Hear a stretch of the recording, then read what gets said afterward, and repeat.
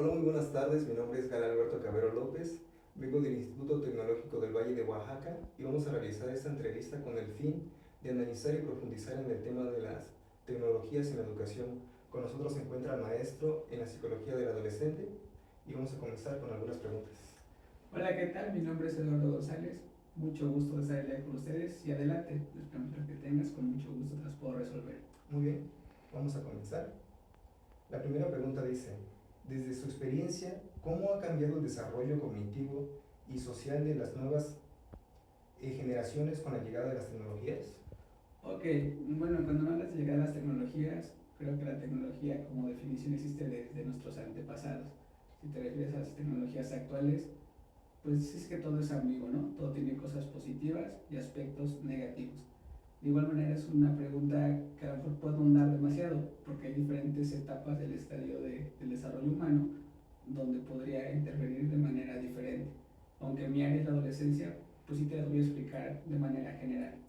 Referente a la parte cognitiva, bueno, entendemos por cognición a todos los procesos mentales que nos permiten desarrollar, interactuar y almacenar la información.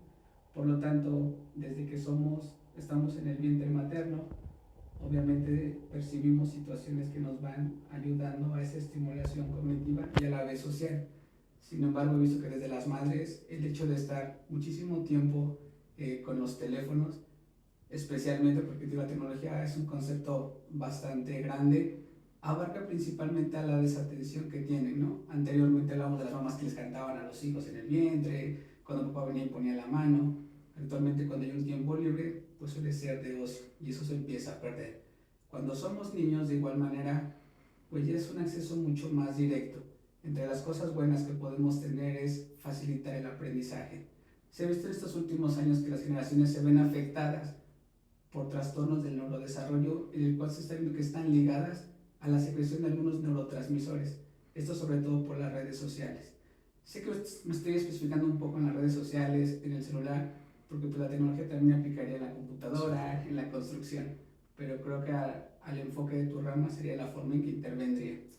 En cuanto los niños van creciendo un poquito más, de igual manera puede tener aspectos positivos. Insisto, es muy difícil que un niño pueda prestar atención durante tantas horas seguidas. Un niño de esa edad más o menos va a tener un sostén de atención de lo que son los 10 a los 25 minutos. Cuando llegamos a adolescentes podemos mantenerla hasta los 50 o 60 minutos, pero obviamente tiene que haber una interrupción. Entonces la tecnología ha llegado a revolucionar en la situación que es mucho más fácil poder generar aprendizajes. Sin embargo, también es contradictorio, porque los niños también pueden distraerse con mucho mayor facilidad. Esto en cuanto a la atención. Ahora, en la parte social, desde que tenemos 6 años, algo muy relevante es la importancia que le damos al entorno social. ¿Qué piensan los demás de mí como persona? Un niño obviamente no lo procesa de esa manera, pero si un compañero se burla porque a lo mejor traes un tenis roto, desde ahí tiene que ver la parte social. Sin embargo, en las redes sociales también influye algo parecido. O sea, hay un estudio que dice que ningún niño tendría que tener un dispositivo antes de los 12 años, pero hemos visto en la práctica clínica que hay niños desde preescolar que ya tienen un móvil. Perdón. Entonces te digo, realmente suele ser muy ambiguo, tiene cosas buenas y cosas negativas. En los adolescentes algo parecido, desde la marca de tu teléfono. Hay una marca de la manzanita donde creemos que si no tenemos un móvil de ese tipo, pues puede ser motivo de bullying. Si yo no tengo tantos seguidores, tantos followers, también es una forma de que empiece a entorpecer la parte social. En los adultos creeríamos que por ser mucho más maduros ya no existiría esta situación, pero desafortunadamente no es así.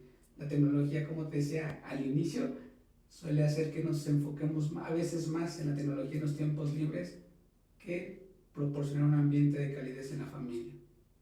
Entonces, no sé si respondí tu pregunta. Sí, sí, sí, claro. La segunda pregunta nos dice, ¿qué impacto ha tenido el uso de los dispositivos electrónicos en el desarrollo emocional de los niños y adolescentes? Ok, hay muchas teorías sobre lo que son las emociones. La teoría que seguro te conoces más es la de la famosa película de Intensamente en Disney. Sí. Efectivamente, esas emociones primarias se consolidan a los 8 años, independientemente de la relación que tengamos con un dispositivo.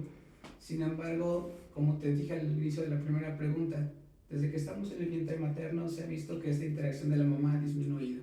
se la pasan escuchando música, entrando a sus redes sociales. Los adultos principalmente manejamos Facebook, ya los adolescentes o más jóvenes utilizan Instagram, ¿no?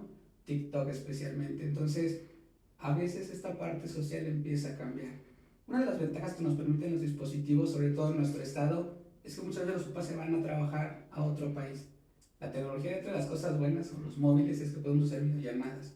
Sin embargo, te repito, a veces cada quien se ensimisma en su dispositivo y esa relación que antes había en la familia se empieza también como a desintegrar. Ahora, con los compañeros, y ya suena como viejito, pero hace muchos años teníamos que salir a jugar, ¿no? Teníamos que reunirnos, convivir. Ahorita la interacción, la comunicación ya no es directamente cara a cara. Eso facilita también que aumenten los números en cuanto a la estadística de ciberacoso, de bullying. Entonces digo, como en todo, tiene aspectos positivos y aspectos negativos. Sí, claro. La tercera pregunta nos dice, ¿cómo ha evolucionado las habilidades de comunicación interpersonal en comparación con generaciones anteriores? Precisamente, anteriormente, bueno, hay diferentes tipos de comunicación. Creemos a veces que comunicar solamente es dialogar, pero no, desde la gesticulación tenemos un tipo de comunicación. Hay un autor que dice que es imposible no comunicarnos. Cualquier gesticulación genera una comunicación. Sin embargo, esta se va a ir perdiendo con los dispositivos. Una pregunta bastante interesante es saber qué porcentaje de nuestra población en México tiene acceso al Internet. Porque aunque me estás hablando de los dispositivos, el dispositivo no nos va a llamar la atención si no está pegado a una red de Wi-Fi o a datos para permitir el Internet. Sí. Entonces, un poquito más del 81% tiene acceso a Internet y a dispositivos. Eso nos habla de que la mayoría de las personas, aún estando en la misma casa, si hablamos en el ámbito familiar, papá puede estar en la sala, mamá puede estar en su habitación, los hijos encerrados en su habitación. Es decir, propiciamos menos interacción, tanto familiar como social. Social me refiero a los amigos, ibas al catecismo, a un grupo deportivo, a otro grupo social. Entonces, sí se va afectando, por un lado. Por el otro, el hecho que tengamos acceso tan sencillo a las redes y a la información en Internet, he visto jóvenes que son muy inseguros al hablar. Ellos se meten a Gemini y ponen tips para mejorar mi comunicación y aparece. Entonces te digo, a nivel de comunicación directa, obviamente se ha visto entorpecida, pero a nivel también de acceso como para mejorar de manera personal nuestras capacidades de comunicación, también se ha visto algunos puntos a favor. Sí, claro, como todo hay un contraste, ¿no? Así es, te decía, todo es amigo, tiene cosas buenas, pero también cosas malas. Sí. Muy bien. La cuarta pregunta nos dice, ¿cuáles considera que son los principales beneficios y riesgos del acceso temprano a la tecnología en el desarrollo psicológico de los jóvenes? Híjole, esta respuesta te la voy a dar conforme a mi experiencia y con la parte teórica. A nivel teórico se han hecho estudios y no tendríamos que tener acceso antes de los 12 años a ningún dispositivo. Sin embargo, te digo, a nivel de experiencia clínica, tengo pacientitos de preescolar que tienen un móvil. Digo, son teléfonos que les van dejando los papás porque ya no sirve bien su batería, porque están rotos, pero al final de cuentas es una estimulación muy temprana ese tipo de dispositivos. A nivel de primaria, inclusive te lo puedo comentar porque a mi hijo le pasa es, papá, si yo necesito un teléfono, porque todos tienen ya un grupo de WhatsApp y yo no puedo comunicarme con ellos. Y yo me río y le digo, pero en la escuela puedes comunicarte.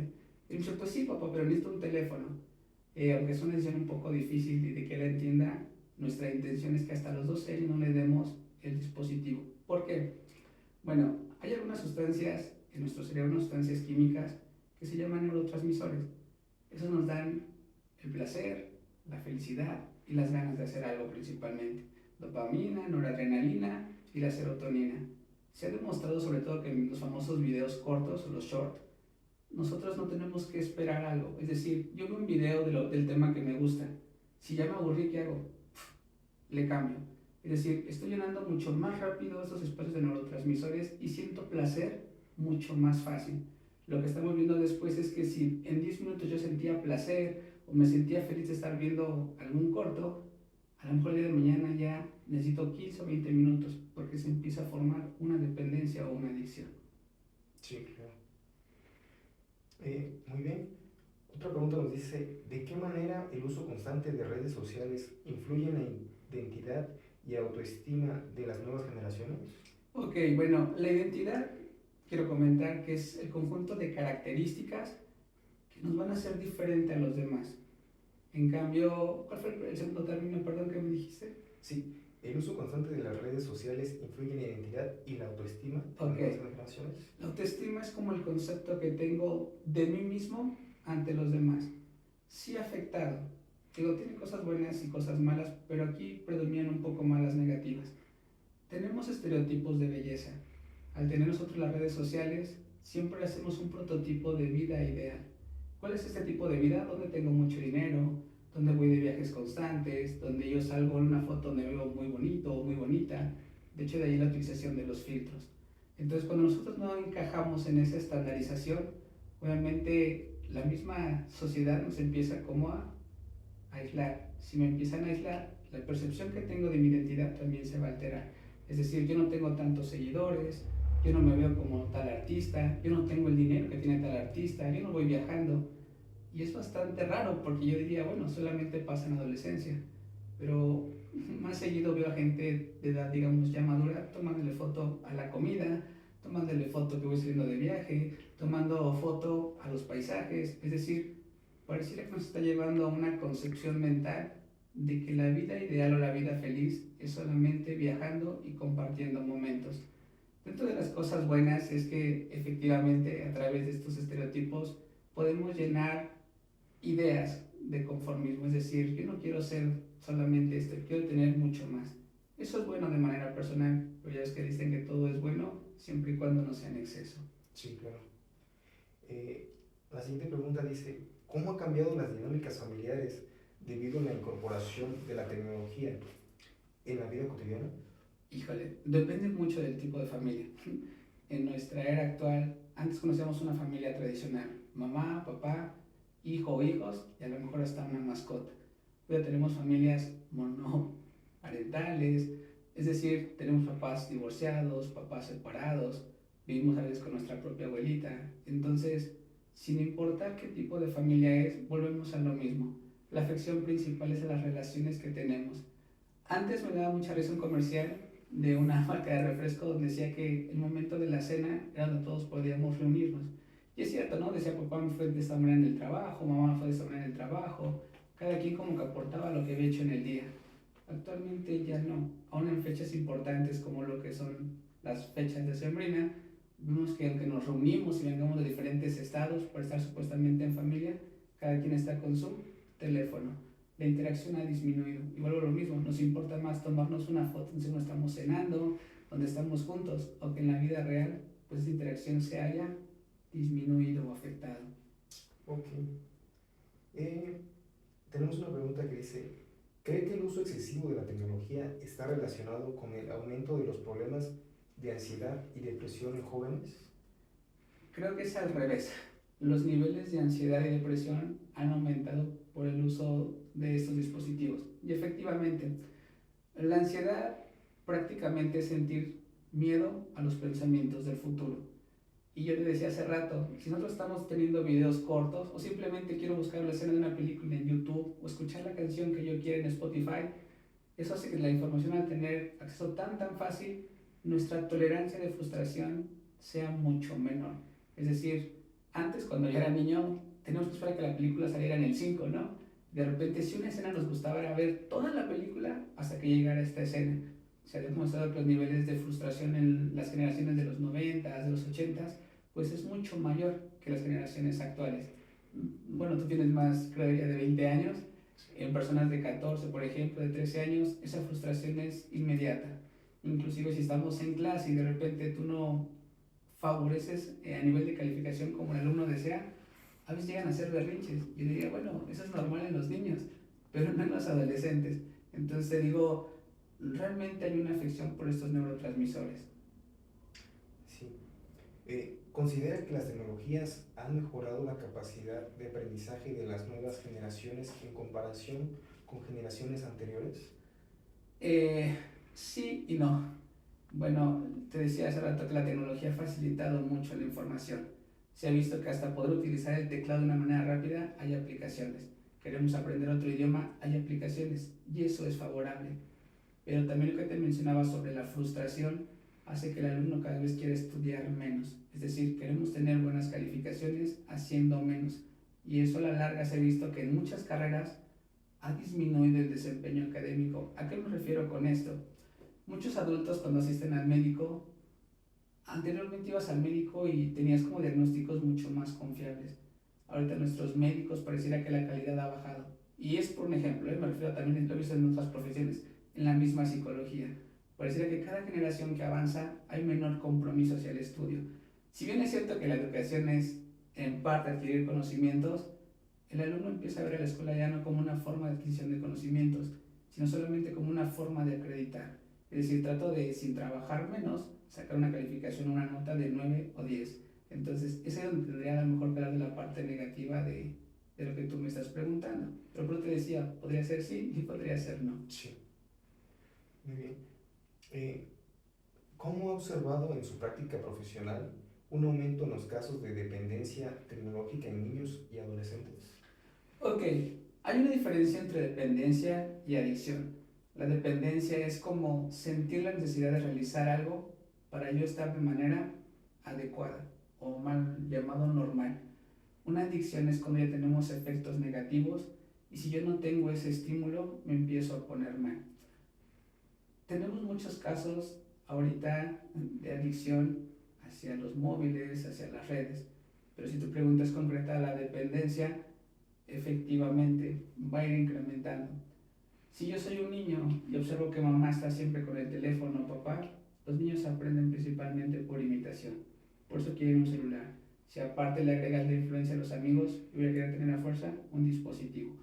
He visto muchas veces que cuando un niño empieza a llorar, lo primero que hace la mamá es darte la tablet o darte el celular.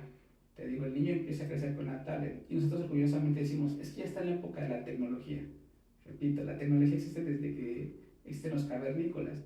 La tecnología no a fuerza requiere un dispositivo de esa manera, pero siempre tomamos como tecnología tener un móvil, una tablet, una computadora, y no solo el móvil, sino que a fuerza debe tener acceso a internet. Sí, claro.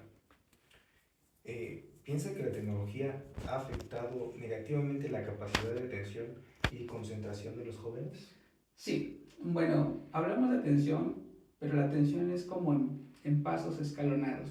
Tenemos lo que es la sostenida, tenemos lo que es la focalizada, la selectiva, la alternante y la dividida.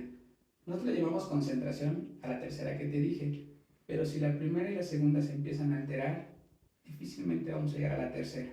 Cuando vuelvo a lo mismo, estos famosos videos cortos que empiezan a crear dopamina, granel, adrenalina, serotonina, hacen que yo no me sienta tan estimulado. Y te repito, tiene que ver con la pregunta anterior que me hiciste. Si a lo mejor antes con 5 minutos me divertía, el día de mañana ya no necesito 5, necesito 10. Pasado mañana voy a necesitar 15. Vas aumentando el tiempo, empieza a pasar mucho más tiempo en redes sociales, te empieza a afectar a nivel cognitivo y cada vez vas a tener que requerir más tiempo de esa pantalla para poder sentir ese placer o esa felicidad. Muy bien. ¿Recomendaría establecer límites estrictos en los tiempos de uso de dispositivos electrónicos para niños y adolescentes?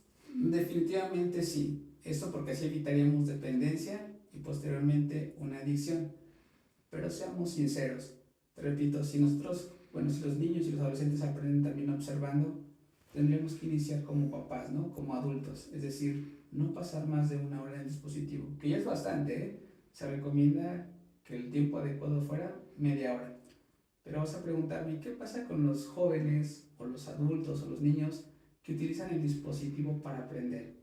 Bueno, la Sociedad Española de Pediatría recomienda que ningún niño menor de 12 años tenga que tener un dispositivo. Si por azares escolares o porque su papá o algún familiar está lejos tiene que utilizarlo, no debe exceder los 30 minutos.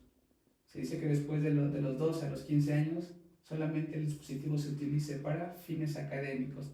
Y solamente después, ya de los 15 a 18 años, es cuando podríamos tener la madurez cognitiva para poder hacer uso de un teléfono. Insisto, como papás ponemos límites, como maestros ponemos límites, pero también tendríamos que empezar a poner límites y nosotros mismos como adultos. Ah, bien. ¿Cree que la educación sobre el uso saludable de la tecnología debería ser una parte esencial en el currículo escolar? Sí, están las famosas NTICs, ¿no? Y te digo, ha sido una herramienta que en lo personal en la escuela donde laboro es bastante utilizable, es bastante rentable. Pero insisto, creo que el hecho de que hablemos de una era tecnológica, enfatizando la tecnología dura, no precisamente tenga que ver con usar solamente dispositivos, sino que también no perdamos las interacciones de la generación pasada a lo mejor, de salir a interactuar entre niños, a salir a jugar en el recreo, a lo mejor en omitir el uso del celular durante la estancia escolar. Es decir, sí puede utilizarse, pero creo que también de una manera bastante limitada por parte de las autoridades escolares. Muy bien. ¿Hay algo que usted podría agregar sobre el tema? Sí, claro que sí. Sé que hablar de tecnología, te decía, ustedes son expertos en eso, es un tema bastante grande. Siempre he creído que la teoría de sistemas de Bentalanffy es como la teoría que puede unificar todas las carreras existentes. ¿Qué sí me gustaría aportarte? Bueno, que si somos nosotros responsables de un grupo, en el caso de los maestros, si alguno de tus compañeros llega a ser papá o mamá, que recordemos siempre que para poder nosotros exigir algo, tenemos que poner el ejemplo, tenemos que ser más coherentes con lo que decimos. Creo que sería eso, porque de ello fuera todos utilizamos redes sociales. Dicen que nada es bueno ni en escasez ni en exceso. Todo tiene que ser una parte equilibrada.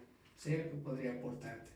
Y claro, habría que tener un equilibrio, básicamente, resumiendo todo lo que hemos estado hablando, habría que tener un equilibrio prácticamente personal para no dejar de que las tecnologías creen este contraste negativo, ¿no? Sino que podemos crear toda esa parte positiva que nos puede ayudar a impulsarnos, ¿no? Como personas.